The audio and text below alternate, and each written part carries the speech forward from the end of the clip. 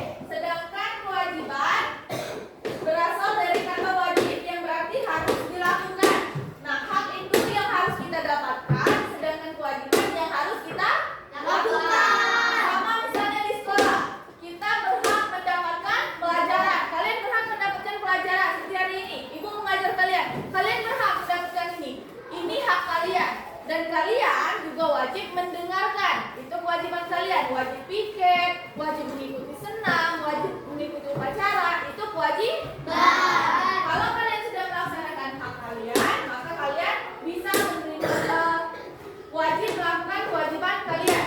Tapi kalau kalian tidak melaksanakan kewajiban kalian, kalian juga tidak berhak mendapatkan hak. Jadi kedua ini saling berkesinambungan, saling berhubungan. Jika ada hak, maka ada kewajiban. Jika ada kewajiban, maka ada hak.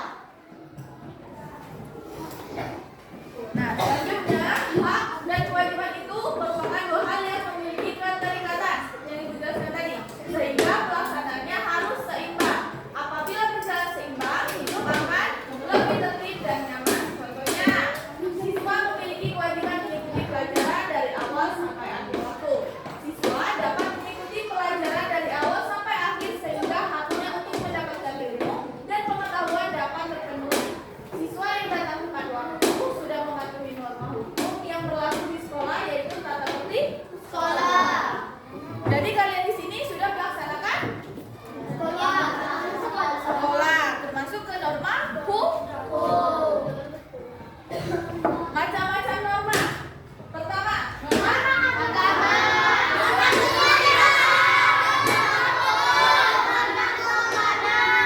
Apa itu norma agama?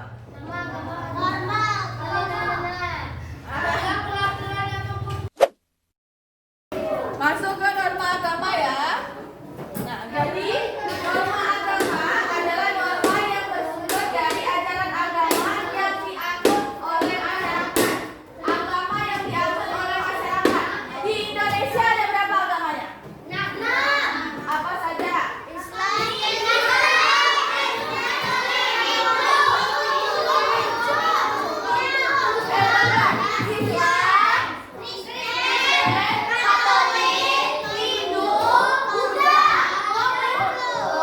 Jadi ada 6.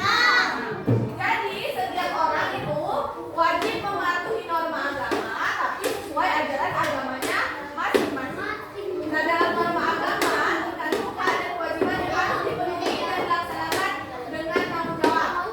Kita Islam, apa kewajiban kita? Mengaji,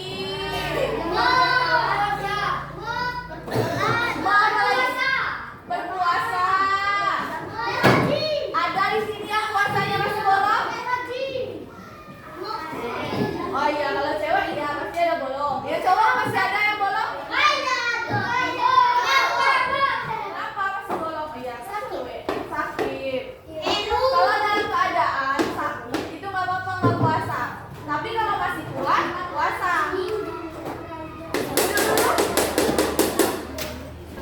Nah, yang pertama contoh hak dalam norma agama, hak untuk memeluk agama. Apakah kalian sekarang memilih agama Islam karena paksaan orang? Karena keinginan diri sendiri kan? Dan kalian mempunyai hak untuk memilih agama kalian. Yang kedua, hak untuk melaksanakan ibadah sesuai agamanya. Apa agama kita melaksanakan? Hak untuk merayakan hari raya keagamaan. Apa hari raya Islam? Nabi, Isra Mi'raj itu termasuk hari perayaan Islam. Yang keempat, hak untuk memiliki tempat ibadah. Apa tempat ibadah kita? Nah, dalam hal ini kita juga ada kewajiban yang harus kita laksanakan. Wajib kita laksanakan. Yang pertama, kewajiban saling menghargai agama lain. Siapa di sini yang melihat agama lain, temannya agama lain langsung, ih kamu gak akan masuk surga karena Islam yang masuk surga? Nggak boleh kayak gitu ya. Karena kita nggak ada yang tahu. Setiap agama itu punya ajarannya masing-masing. Yang kedua, kewajiban bersikap toleransi pada umat agama lain. Jadi kita menghargai perbedaan kepercayaan, perbedaan agama. Tidak boleh langsung menjudge agama Islam lebih baik dari agama A, B, C atau D itu ya. Jadi harus menghargai. Yang ketiga, kewajiban menyayangi semua makhluk hidup. Siapa yang di sini kalau ketemu anjing langsung bus atau dilempar pakai batu? Padahal kadang anjingnya nggak ganggu kan? Tapi kalian yakin? Tapi ada beberapa yang enggak kan? Tapi kalian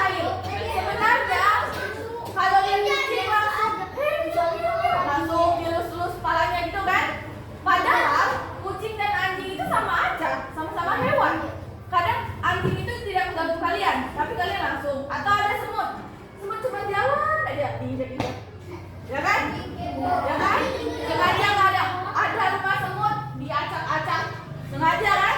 Padahal nggak baku. Jadi mulai sekarang samakan semua kasih sayang kalian dengan hewan, termasuk ya jangan dielus, maksudnya tuh jangan apa-apa lempar pakai batu, mau dipukul, jangan. Yang keempat, kewajiban menghormati hari raya agama lain. Misal agama Hindu itu punya hari raya Nyepi. Nah, ketika hari raya Nyepi itu kan orang di dalamnya itu semuanya di rumahnya semua. Bahkan ada cahaya muncul sedikit saja itu langsung ditutup sama mereka. Begitu hari raya Nyepi itu. Ada celah sedikit saja itu tidak boleh masuk. Nah, kalian sebagai agama Islam harus menghargai hari raya mereka. Jangan di saat mereka hari raya Nyepi kalian sibuk naik motor, pakai knalpot yang suaranya breng-breng gitu. Itu namanya kita tidak menghormati agama lain dan tidak menghargai hari rayanya. Oke, kita lanjut ke norma kesusilaan. Norma apa?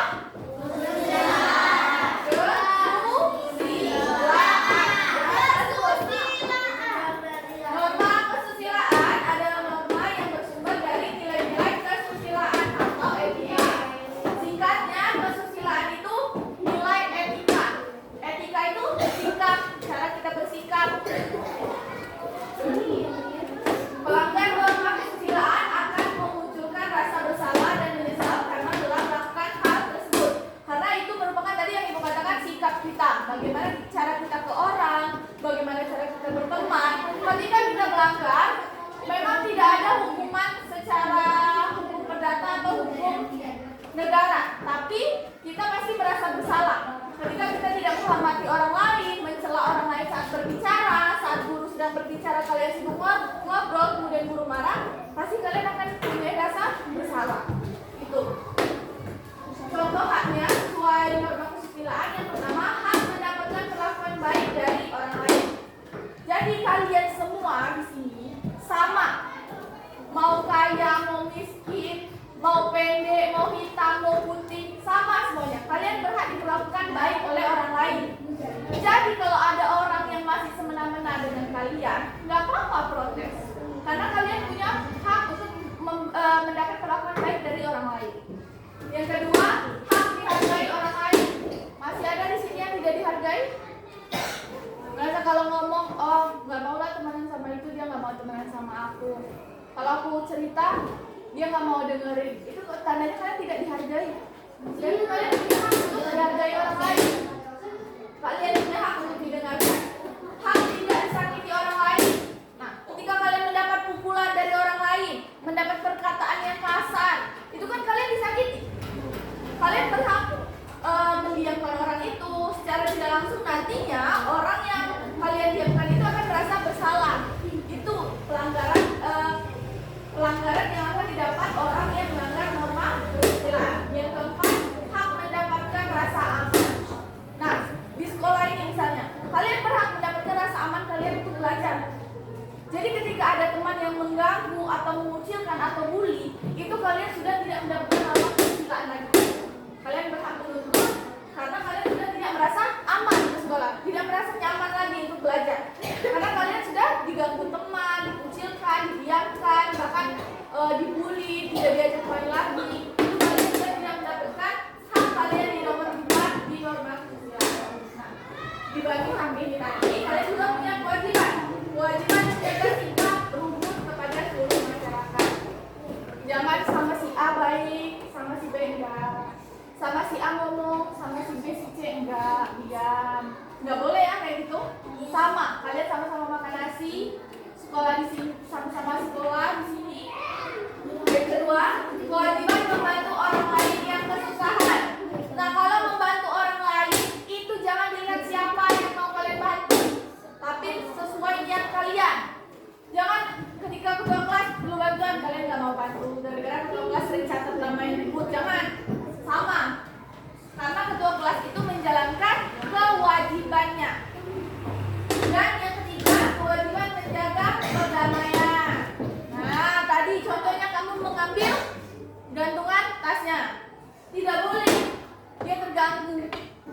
Akhirnya kelas dia ke sana ribut. Kenapa? Akhirnya kondisi kelas tidak damai, ribut. Nggak boleh kayak gitu. Yang keempat, kewajiban tidak mengganggu orang lain.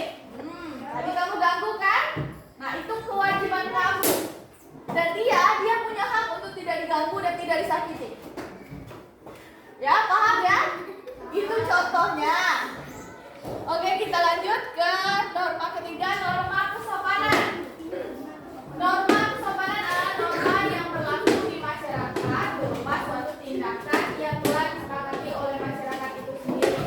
Singkatnya, norma kesopanan itu adalah tindakan, suatu tindakan kalian yang kalian lakukan di sekitar masyarakat dan sudah disepakati. Norma kesopanan adalah norma yang bersumber dari istiadat atau tata krama yang berlaku di masyarakat. Dalam norma kesopanan terkandung hak dan kewajiban yang harus dipenuhi. Yang pertama, haknya hak mendapatkan perlakuan sopan dari orang lain. Yang kedua, hak untuk tidak disela saat berbicara. Sekarang ibu sedang berbicara, ibu punya hak untuk menyuruh kalian diam karena saat ibu sedang berbicara menjelaskan. Karena yang ibu sampaikan saat ini merupakan kewajiban ibu untuk memberikan kalian materi, memberikan kalian pembelajaran. Yang ketiga, hak untuk mendapatkan penghargaan. Nah, belajarlah menghargai orang lain. Misalnya, wali kelas kalian Ibu Resti. Kalian cuma menghargai Ibu Resti. Kepala sekolah, guru olahraga, guru agama nggak kalian hargai, nggak boleh. Semua guru itu sama, prosesnya sama. Sampai berada di tahap ini, semuanya itu prosesnya sama. Dan guru itu wajib kalian hargai, patuhi, hormati. Karena sejatinya guru itu ditugaskan untuk mengajari kalian, mencerdaskan kalian. Kalau nggak ada guru deh, kalian rasanya nggak akan bisa baca saat ini. Iya nggak? Ya. Asalnya polisi, asalnya pengacara, itu belajarnya dari mana? Dari guru. Dan kalian masih tidak bisa menghargai guru. Parah nggak? Sopan nggak kira-kira? Ya. Satu upacara, saat lewat nih ketemu guru, masih buang muka, bukannya salam. Kalau dulu, nah zaman ibu, ketika bertemu guru itu rebutan mau salam. Kalau sekarang ibu perhatikan, bukan cuma di SD saja, di beberapa SD juga, tempat ibu penelitian, itu anak-anaknya bukannya salam, tapi malah buang muka. Nggak tahu kenapa. Dari kalian deh, kenapa saat melihat guru tuh buang muka, nggak mau salam? Malu, takut, salam. Jangan lagi ya. Jadi kalau ketemu guru itu dengan salam itu guru merasa dihargai. Nah, simpel itu, kecil, cuman salam, tapi guru merasa dihargai. Yang keempat, hak tidak dihina orang lain. Nah, siapa di sini yang masih menghina orang lain? Kau tuh guru nian lah, jelek nian lah, hitam nian kau tuh pendek. Gak boleh. Itu sudah termasuk penghinaan. Tadi kan ibu udah bilang, mau hitam, mau putih, mau pendek, mau tinggi, kalian tuh sama. Sama-sama rakyat Indonesia dan berhak mendapatkan hak dan kewajiban kalian. Nah, kewajibannya yang pertama, kewajiban bersikap sopan kepada semua orang. Jangan cuma sopan kepada yang lebih tua, tapi dengan yang selentingan kalian, seumuran kalian, juga saling menghormati dan menghargai. Yang kedua, kewajiban menjaga tutur kata. Nah, apalagi di rumah. Siapa di sini yang berbicara dengan orang tua masih berbicara seperti dengan temannya? Oi mak, aku udah makan. Mano? Nah, sopan nggak sama orang tua gitu? Capek-capek, orang tua pulang, tiba-tiba langsung anaknya dari sekolah main tas. Mak, aku udah makan. Gaya aja, bos. Padahal orang tua juga capek kan? Yang ketiga, kewajiban menghormati budaya orang lain, sama seperti yang ibu jelaskan tadi. Yang keempat, kewajiban memakai pakaian yang sopan. Kalian sekarang pakaian kalian sopan nggak? Sopan. Ini termasuk kewajiban yang harus kalian lakukan. Pakaian itu ketika mengajar sopan nggak? Sopan.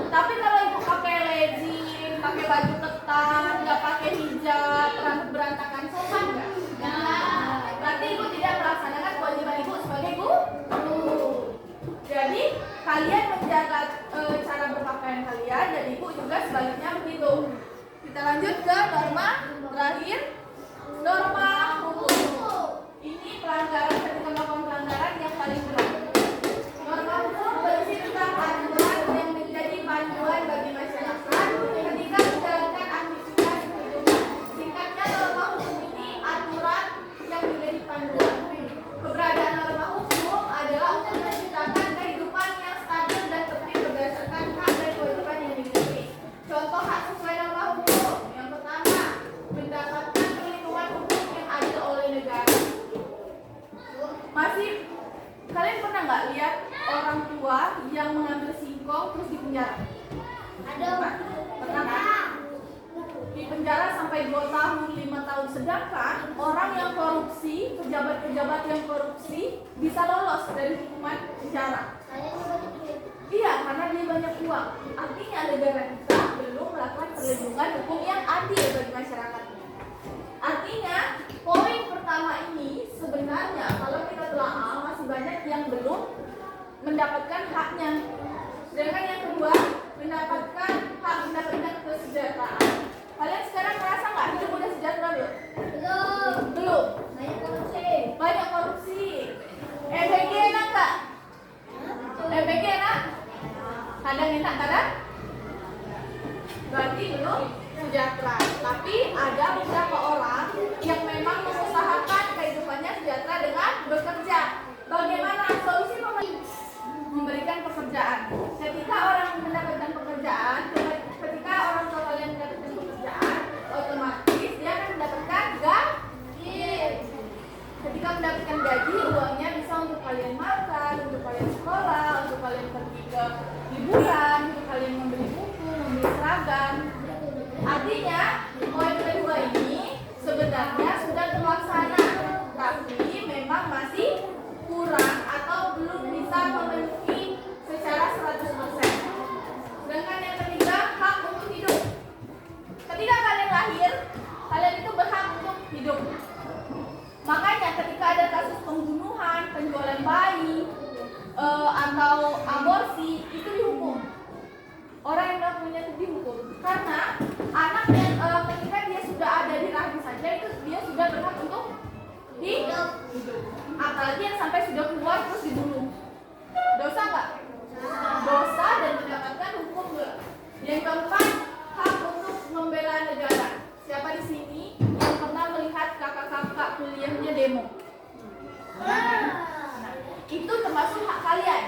Kalian boleh ikut demo karena itu untuk membela negara, untuk mencari keadilan.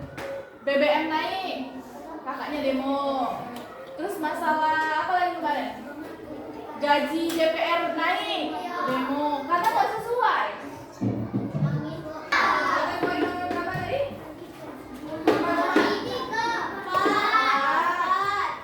Selanjutnya, contoh kewajiban sesuai norma hukum. Yang pertama, kewajiban menaati hukum yang berlaku. Siapa di sini yang sering ikut mamanya ke pasar, masih sering merobos lampu merah? Boleh nggak sebenarnya? Nggak boleh. Kalau kena tilang, mamanya marah nggak? Marah kan, kesal kan? Padahal mama kalian melanggar kewajibannya untuk menaati lampu tertib lalu lintas. Yang kedua, kewajiban membayar pajak. Membayar pajak wajib atau tidak?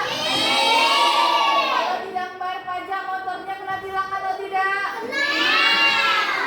Jadi sekarang yang belum bayar pajak, orang tuanya bilangin, "Ma, bayar pajak," agar tidak kena tilang.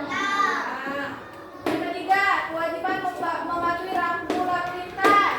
Nah, kayak lampu merah tadi, rambu lalu lintas wajib. Itu contoh kecilnya di kehidupan sehari-hari. Kalau kalian itu akan meniru apa yang dilakukan oleh orang dewasa. Ketika orang tua kalian dari sekarang sudah terbiasa menerobos lampu lalu lintas, maka kalian nanti akan juga menyepelekan seperti itu. Ketika kalian bisa bawa motor, boleh keluar, kalian langsung lama terobos saja. Karena kalian sedari kecilnya sering melihat orang tua menerobos lampu lalu lintas. Tapi jangan dicontoh. Ambil baiknya, buruknya jangan dicontoh. Yang keempat, kewajiban menjaga ketertiban di lingkungan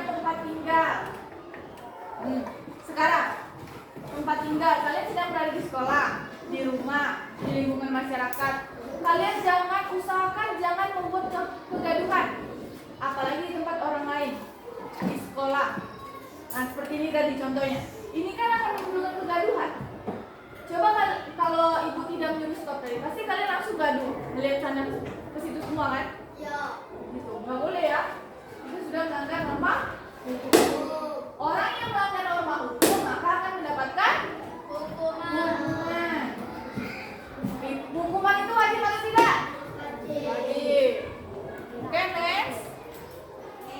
Sumber norma. Norma bersumber dari agama, masyarakat, adat istiadat, dan peraturan negara. Semua norma tersebut membantu membentuk kepribadian dan karakter kita. Mulai dari norma kesopanan, belajar sopan menghargai orang lain, norma kesusilaan, bagaimana etika kita bergaul dengan orang lain, berteman dengan orang lain. Kira-kira kalau kalian punya teman yang sering minta bandar, minta traktir, mau nggak kalian? Sedangkan dia dengan makanannya sendiri pelit, mau nggak temenan sama orang kayak gitu? Nggak mau kan? Selanjutnya, norma di rumah. Contohnya, yang pertama, bantu orang tua. Siapa yang masih malas bantu orang tua? Bantu nyapu malas, cuci piring malas. Ah ibu, aku lanang, ngapa ya aku cuci piring? Emang boleh gitu perbedaan? Cewek wajib cuci piring, cowok enggak? Siapa yang sering cuci piring di sini? Nah, yang nggak pernah mana kalian? Piring. Yang pernah bantu nyapu? Tahu nyapu, udah pernah nyuci piring, udah pernah bantu? Ngepel. Cuci piring nyapu? Ngepel kan udah tiap hari. Allah. Yang kedua, berkata jujur. Siapa di sini yang masih sering nyuci ke mamanya? Ma, aku payah ke rumah dia. Nggak taunya mandi sungai. Berat. Yang lagi ya. Yang ketiga, tidak berkata kasar. Siapa di sini yang masih berkata kasar? Anjay, anjir, itu termasuk kata kasar. Kira-kira ketika kalian melihat orang cantik atau ganteng, pintar, dia tidak berkata kasar, prestasinya banyak, kagum nggak? Tapi kalau kalian melihat orang ganteng atau cantik, mulutnya kasar, lemes, terus tidak bisa menghargai orang lain, mau nggak kalian temenan sama dia walaupun dia pintar? Nggak mau kan? Percuma kan? Pintar kita kalau kita masih sering berkata kasar, ujungnya kita ngeliat dia, ih, apa sih orang itu? Omongannya nggak bisa dijaga, gitu kan? Ilfil sendiri bahasanya kan? Nggak mau kita menghargai dia, karena dia juga nggak bisa menghargai setiap perkataannya itu selalu diujungi dengan kata-kata yang kasar. Jadi jangan lagi ya. Yang keempat, menjalankan ibadah sesuai agama masing-masing. Tadi sudah ibu jelaskan. Norma di sekolah, mentaati tata tertib. Semua aturan di sekolah, tidak boleh berkuku panjang, hari Senin wajib pakai topi, dasi, kaos kaki putih, ikat pinggang, sepatu masuk ke kelas dilepas. Itu termasuk tata tertib. Dan itu kewajiban kalian untuk mematuhi. Yang kedua, menghormati guru. Bagaimana etika ketemu guru tadi? Salam. Menyapa, pagi Pak, pagi Bu, siang Pak, siang Bu. Nggak usah yang sampai nundu jadi nggak usah. Tapi menyapa, pagi Bu, senyum. Jangan yang langsung guru lewat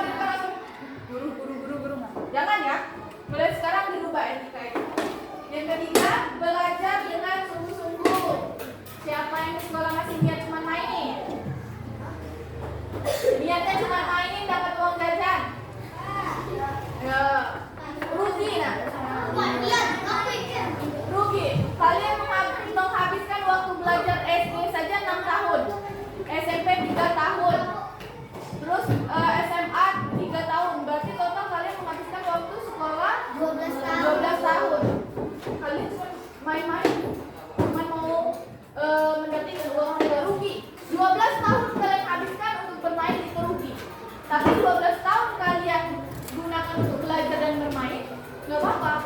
Karena imbang. Ketika kalian mengikuti kegiatan, tapi prestasi kalian stabil, itu yang bagus. Ibu dari SMP, SMA sampai kuliah, ibu aktif berorganisasi, aktif ikut kegiatan, tapi ibu tidak pernah izin sama sekali mengenai pelajaran. Ketika ada kelas, ketika ada organisasi, ibu pilih belajar dulu, masuk kelas dulu, nanti organisasi. Karena organisasi itu nomor 2. Prinsip ibu, organisasi itu pertama, tapi pelajaran, materi, sekolah itu tetap yang utama. Boleh meninggalkan organisasi demi belajar, tapi jangan meninggalkan belajar demi organisasi maupun kegiatan lainnya. Nanti kalian SMP, SMA itu ada yang namanya OSIS. Di situ tempat kalian berproses. Di situ kalian mendapatkan pengalaman lain. Jadi nanti ketika kalian sudah masuk SMP, jangan cuma jadi orang-orang yang julid doang, nggak ada pergerakan. Jangan cuma diam aja, maunya main aja. Pokoknya cuma mikirin datang ke sekolah, dapat uang jajan, terus nunggu, duduk, terus pulang. Nggak ada, kalian nggak dapat apa-apa. Belajarlah, nikmatilah perjalanan sekolah kalian. Karena nanti ketika kalian sudah besar, kalian rindu masa-masa sekolah. Masih ada kan orang tuanya di sini yang ikut reuni SMA, reuni teman SMP, masih ada kan? Itu karena orang tua kalian tuh rindu. Tanya dengan orang tua kalian, rindu nggak masa-masa sekolah? Enakan mana masa sekolah atau sekarang? Pasti enakan masa sekolah. Karena di sini tempat kalian mencari jati diri kalian. Jika kalian sudah sadar jalan kalian menyimpang, perbaikilah dari sekarang. Mumpung masih ada waktu. Ketika kalian besar dan kalian baru sadar, itu sudah terlambat. Dan teman di sekitar kalian itu mempengaruhi bagaimana jalannya kehidupan kalian, bagaimana pilihan belajar kalian, dan bagaimana nanti hasil kalian. Ketika teman ikut tawuran, bolos-bolosan, pasti kalian akan terpengaruh. Karena teman kalian yang di kelas yang akrab nggak ikut belajar. Tapi kalau kalian berteman dengan orang yang pintar, sering ngaji, ayo kita ngaji nanti sore di sini, pasti kalian ikut kan? Kalau tidak ikut, kalian punya rasa malu. Akhirnya kalian ikut ke jalan dia. Paham ya sampai situ? Yang ketiga, yang keempat, bersikap jujur saat melamar. Siapa yang masih sering mencontek? Kalau belajar sebenarnya bisa kan, nggak pertanyaan. Kalau mau belajar, bisanya mencontek. Boleh nggak mencontek? Jangan diulangi lagi. Norma di masyarakat, menjaga kebersihan lingkungan, lingkungan sekolah, lingkungan rumah, lingkungan RT kalian. Yang kedua, menghormati tetangga. Jangan sering jahil dengan tetangga. Melihat tetangga beli motor baru, besoknya dilempar pakai batu. Melempar jendela pakai batu. Jangan lagi. Tetangga punya sepeda baru, sengaja kepesin banyak. Jangan ya. Tidak boleh merusak kesenangan orang lain. Mungkin saat itu dia sedang mendapatkan rezeki. Mungkin kalian bulan depan rezekinya. Yang ketiga, ikut serta dalam kegiatan kerja bakti. Ketika ada gotong royong, jadi teman kalian ikut serta. Jangan cuma diam di rumah dan alasan malas, capek. Biasanya kan kegiatan kerja bakti itu di hari libur kan? Otomatis kalian itu bisa ikut.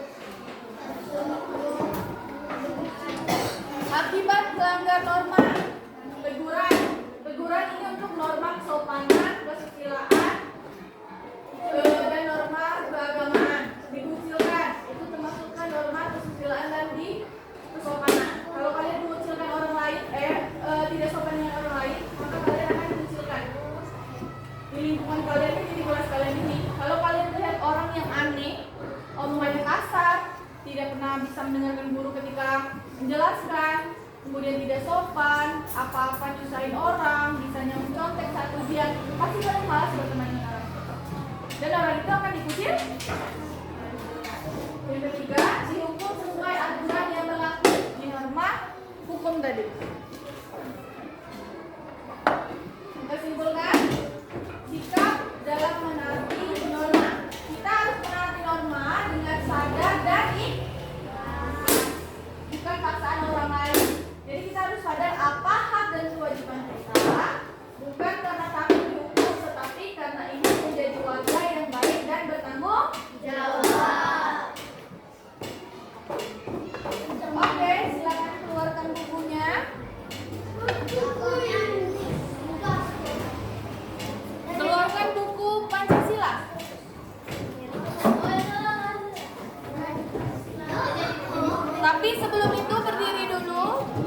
Norma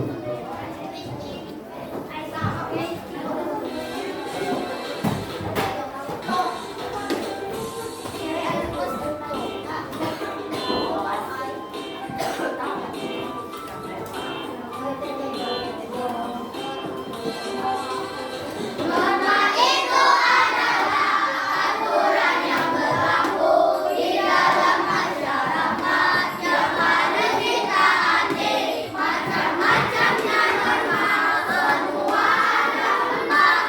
Jangan lupa harus ditaati.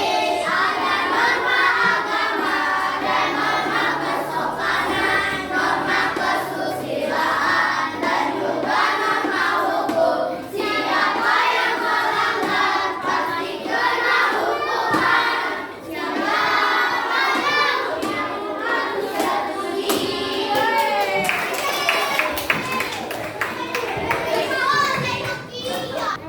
Tadi buku sudah dikeluarkan? Kuis.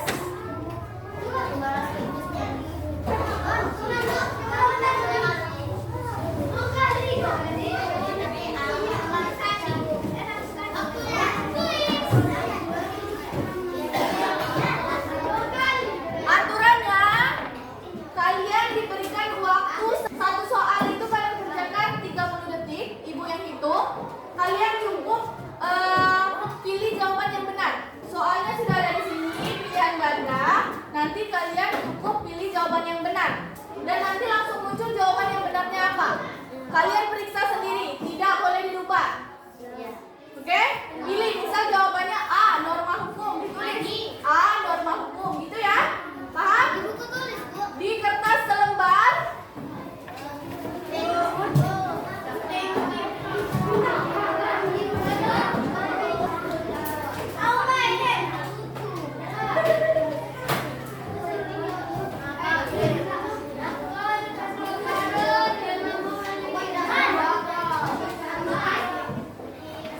Ini 5A ya?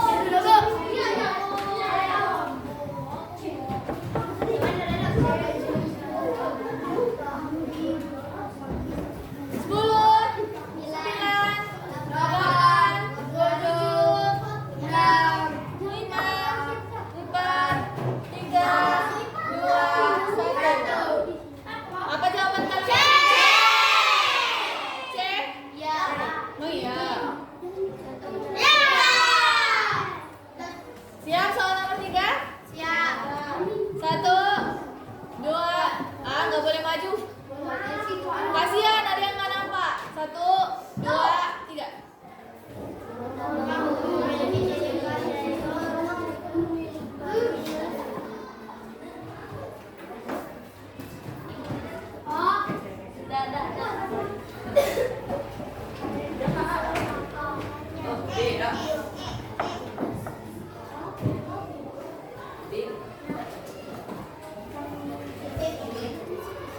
Delapan, 7, 6, 5, 4, 3, 2, 1. Apa jawaban kalian?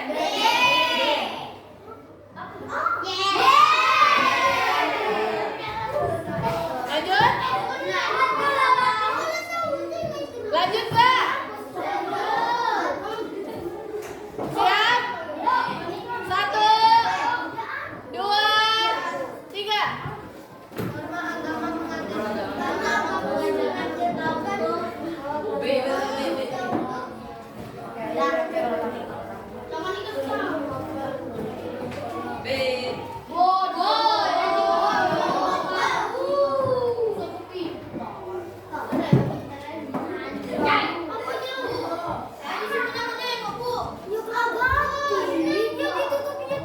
Lima, 4, 3, 2, 1. Apa jawaban kalian? Tidak boleh dirubah ya jawabannya. Nanti kelihatan. 1, B. Siapa yang betul semua? Asik, banyak. Seru nggak? Deg-degan nggak? Udah habis. Silakan dikumpulkan di. Aduh ya Allah, kita pakai nama apa?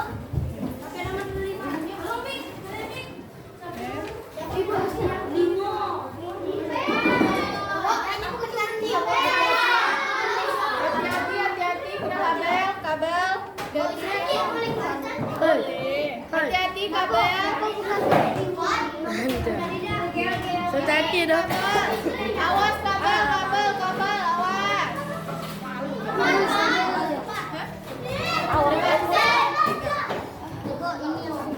Dapat. Berdiri dulu, berdiri. Bagus. Sebelum masuk ke soal selanjutnya, kita ice breaking. Buka, tutup. Apa? Buka, tutup. Buka,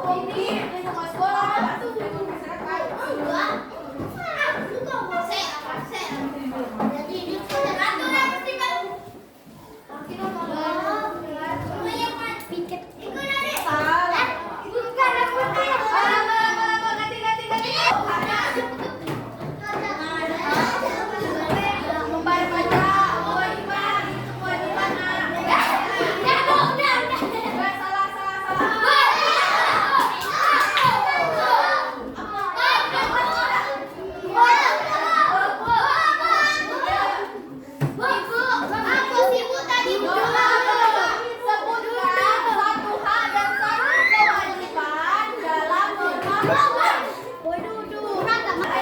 kontrol masuk. Satu. Ya, kewajibannya. Betul atau salah?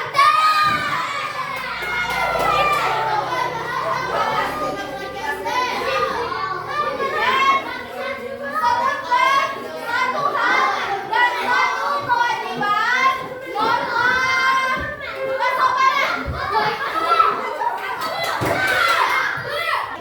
Sampai